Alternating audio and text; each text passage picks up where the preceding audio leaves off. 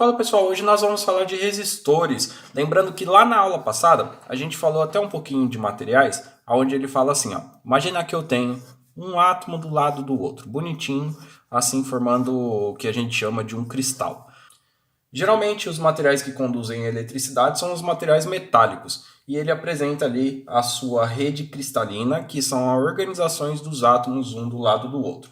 Aí se a gente pegar, por exemplo, vou pegar o cobre. O cobre pode aparecer lá como sendo mais 2, mais 3.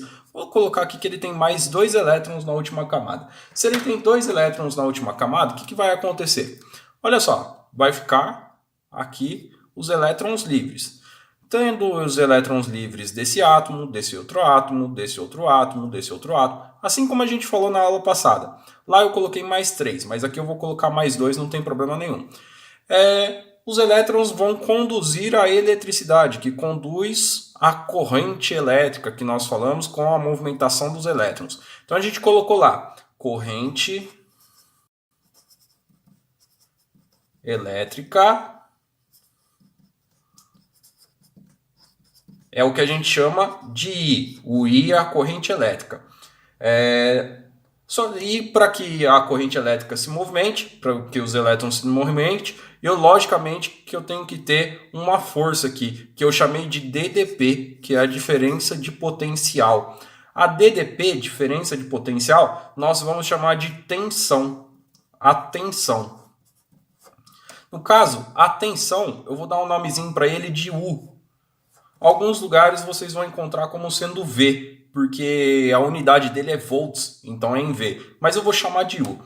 Só que olha só, conforme o elétron vai se movimentando de um lado para o outro, pode acontecer choques desses elétrons na rede cristalina, que seria a colisão nos átomos. Então esse elétron, imagina que esse elétron vem aqui ó, e puff, bate aqui. O que vai acontecer? Vai acabar vibrando o átomo e tal. Eu venho aqui e bate. Vai acabar aqui também tendo uma colisão na rede cristalina. Olha só, sabe o que vai acontecer com isso daqui? Nós vamos ter uma resistência elétrica, porque para o átomo passar de um lado para o outro, ele vai ter que vencer uma barreira. Essa barreira, logicamente, vão ser os átomos. Quanto mais átomo eu tiver, maior vai ser a minha resistência. A resistência elétrica está diretamente ligado com o meu material. Existem materiais que têm mais resistência elétrica e tem outros materiais que têm menos resistência elétrica. Por exemplo, se a gente pegar o AU, que é o ouro tem baixa resistência elétrica, por isso que eles são utilizados em processadores de computadores. E a resistência elétrica, pessoal, nós vamos chamar ele assim, ó, resistência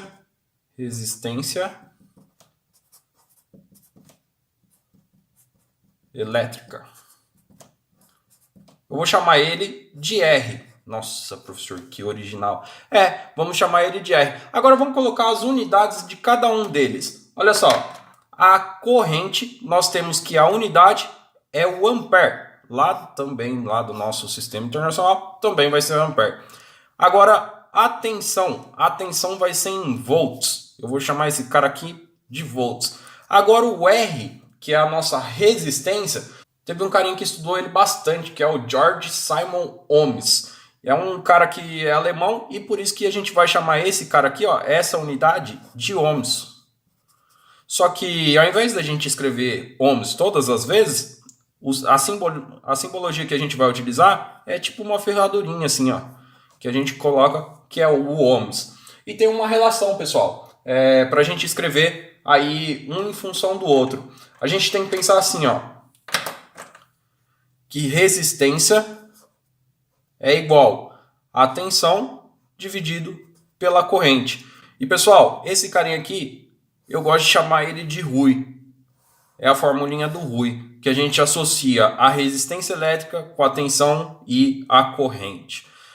Tudo que a gente for pensar em termos de energia, nós estamos falando de transformação. Se a gente pegar, por exemplo, um rio, a água desce, está lá no rio, a água do rio desce, aí vai girar uma turbina, gira uma turbina, essa turbina é conectada a um gerador,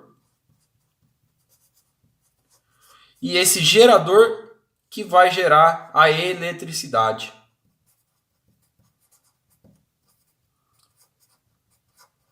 Vai ser sempre assim, pessoal. Ó, essa energia que nós temos da água é uma energia de movimento. Tem a energia porque tem velocidade. Se a gente quiser associar essa energia com fórmula, a gente pode falar que é uma energia mecânica. E energia mecânica eu posso calcular ela, que a gente aprendeu lá atrás, aonde fica sendo a energia cinética mais a energia potencial. Aqui é energia potencial, onde energia cinética a gente tem que é mv²/2 e a energia potencial é o mgh. Essa formulinha aqui, ó, associa a nossa energia que é transformada em movimento devido à altura, a energia mecânica que vai girar a hélice da turbina. Quando gira a hélice da turbina, gira o gerador e o gerador gera eletricidade. Com a eletricidade, nós fazemos a movimentação dos elétrons e aí com a colisão ali dentro da minha rede cristalina, ocorre uma resistência. E essa resistência é transformada ali em outros tipos de energia, como por exemplo o calor. Então a gente pode transformar essa energia aqui em calor. Como assim, professor? Dá um exemplo. Veja bem, se eu tiver, por exemplo, um chuveiro elétrico, quando ele queima, o que nós fazemos? Trocamos a resistência elétrica. É isso mesmo, resistência elétrica. Lá dentro do chuveiro, esse aqui é o meu chuveiro perfeito. Aí tem até o botãozinho aqui de trocar. Ó.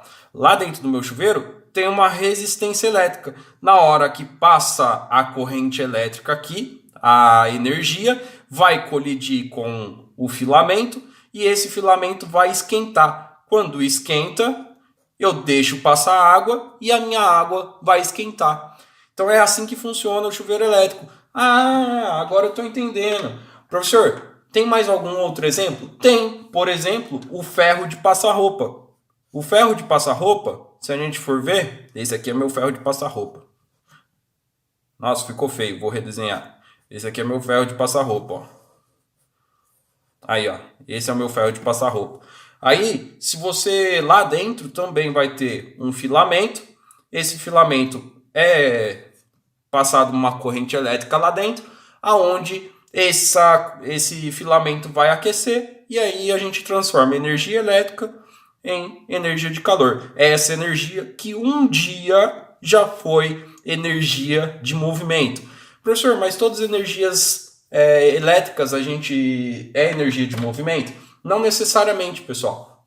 Hoje em dia tem aquela energia que a gente chama de energia solar, tem aquela energia eólica. A energia eólica, por exemplo, é uma energia de movimento, porque tem as pás lá do nosso... Tem lá as pás do nosso cataventão lá, que nós chamamos ali de hélice. Aí o vento vai passar de um lado para o outro, as hélices vão girar, e aí eu transformo a energia de movimento do vento, em energia elétrica. E, consequentemente, energia elétrica eu posso gerar em outras eletricidades.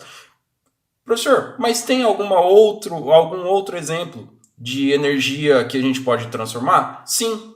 Por exemplo, antigamente a gente tinha aquelas lâmpadas que nós chamamos de incandescente. Dentro tem um filamento. Aí na hora que passa a corrente elétrica, ela acaba incandescendo e aí transforma em energia luminosa. Porém, essas lâmpadas mais antigas, elas geravam muito calor e muita perda de energia. Então, eles criaram uma lâmpada mais eficiente, que são as lâmpadas de LED, que daí são outras tecnologias para gerar energia elétrica em energia luminosa. Pessoal, aqui, ó, esse carinha aqui, quando a gente for representar a resistência elétrica, a gente representa ele no circuito como sendo um risquinho e aqui, ó, como se fosse uma molinha e coloca o valor da resistência em cima. Então, toda vez que a gente for representar esse cara, a gente pode representar como sendo desse jeito. Toda vez que a gente for representar esse cara aqui, ó, que é o U, nós vamos colocar como sendo um tracinho, um risquinho menor e um risquinho maior. Vai ser mais ou menos assim, onde o risquinho maior é positivo e o risquinho menor é negativo. Então, olha só para a gente fazer o nosso resuminho da aula. Nós temos o Rui, R igual a U sobre I. Claro que eu posso trocar aqui, eu posso fazer I igual a U sobre R, ou eu posso fazer U igual a R vezes I. Então são três fórmulas aí que nós temos, que nós vamos usar pra caramba nos exercícios. Aí depende de cada um do que eles vão dar. Pessoal, eu só uso essa daqui, ó. Eu gosto dela. Eu só chamo de Rui e aí eu resolvo na hora, eu acabo mudando a equação e já resolvo o exercício. Lembrando que a tensão, esse carinha aqui, ó, a unidade dele, volts. Esse carinha aqui, a unidade dele, ampere. E esse carinha aqui, ó, é a resistência que nós chamamos de ohms. Aí, imagina que eu tenho um exemplo onde ele fala assim, ó, exemplo. Eu tenho um fio onde o I é igual a 2 amperes. Passa uma corrente de 2 amperes e eu quero calcular qual é a resistência elétrica, sabendo que a tensão, a DDP do meu circuito, é igual a 220 volts. Então aqui, ó, eu vou fazer um esqueminha onde eu tenho o resistor e eu quero saber qual é a resistência dele, sabendo que nele vai passar uma corrente I igual a 2 amperes e eu tenho aqui a diferença entre eles, diferença de potencial, igual a 220 volts. Como que eu vou fazer esse carinha aqui? Pessoal, bem simples, bem simplesinho, ó. R igual a U sobre I. Nós temos o U, não temos? Sim, aqui, ó, nós temos. Então vai ser 220. R vai ser igual a 220. Nós temos o I, nós não temos? Sim, é o 2. Então vai ser 2. E significa que a resistência, 220 dividido por 2, 110 ohms. Essa é a resposta do nosso exercício. Provavelmente, esse resistor, se você colocar a mão em cima dele, ele vai aquecer um pouquinho. E esse processo que nós chamamos de aquecer ou transformar energia elétrica em calor, nós chamamos isso daqui de efeito Joule. Então, o efeito Joule é aquele que transforma a energia elétrica em energia de calor. Pessoal, bora fazer os exercícios da aula.